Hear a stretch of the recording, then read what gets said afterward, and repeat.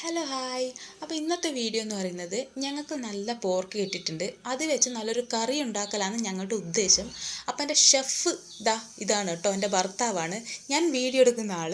പിന്നെ നോക്കി നിൽക്കാൻ എൻ്റെ മോളും ഉണ്ട്. അങ്ങനെ അതിലേക്ക് വേണ്ട മസാലപ്പൊടികളൊക്കെ ഞങ്ങൾ ചൂടാക്കിക്കൊണ്ടിരിക്കുകയാണ്. മല്ലിപ്പൊടി മുളക് പൊടിയൊക്കെ സെറ്റാക്കി പിന്നെ ഈ പറഞ്ഞ പോർക്കിലേക്ക് കഴുകി വൃത്തിയാക്കിയ പോർക്കിലേക്ക് നന്നായി അതൊന്ന് തേച്ച് പുരട്ടി വെക്കുന്നുണ്ട്. കുറച്ച് സമയം അത് മാറ്റി വെക്കാൻ പുരട്ടി മാറ്റി വെക്കും. അപ്പോൾ അത് ഞാനാണ് ചെയ്യുന്നത് കേട്ടോ. അതിന് ശേഷം അതിലേക്ക് വേണ്ട തക്കാളി ഉള്ളിയൊക്കെ നന്നായിട്ട് വെളിച്ചെണ്ണയിൽ വഴറ്റിയെടുക്കണം. കുറേ സമയം വഴറ്റും എൻ്റെ ഏട്ടൻ, കാരണം അത് അങ്ങനെ കൂടുതൽ സമയം വഴറ്റുമ്പോഴാണ് അതിൻ്റെ പ്രത്യേക ഒരു ടേസ്റ്റ് വരിക.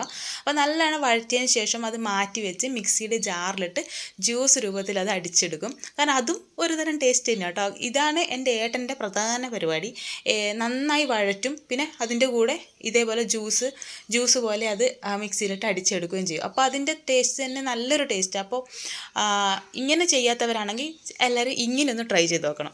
അതിനുശേഷം വെളിച്ചെണ്ണ ഒഴിച്ച് അതൊന്ന് ചൂടായതിന് ശേഷം ഈ പറഞ്ഞ പട്ട, ഗ്രാമ്പൂ, ഏലക്ക ഐറ്റംസൊക്കെ ഇട്ട് അതൊന്ന് ചൂടാക്കി അതിലേക്ക് നമ്മൾ ഈ അടിച്ചു വെച്ചിരിക്കുന്ന ഐറ്റമില്ലേ അതുകൂടി ഇട്ട് അതൊന്ന് ചെറുതായിട്ടൊന്ന് പതക്കുമ്പോൾ നമ്മൾ നേരത്തെ മസാലയൊക്കെ പുരട്ടി വെച്ച നമ്മളെ പോർക്ക് കുട്ടന്മാരെ അതിലേക്കിട്ട് നന്നായി ഒന്ന് ഇളക്കിയെടുക്കുക. കുറച്ച് സമയം മൂടി വെച്ച്, നല്ല സ്മെല്ലൊക്കെ വരും കേട്ടോ, നല്ല വേവുണ്ട്. അപ്പോൾ കുറേ സമയം മൂടി വെച്ച് അത് അവിടെ നിന്ന് ഇങ്ങനെ വേവിപ്പിക്കണം.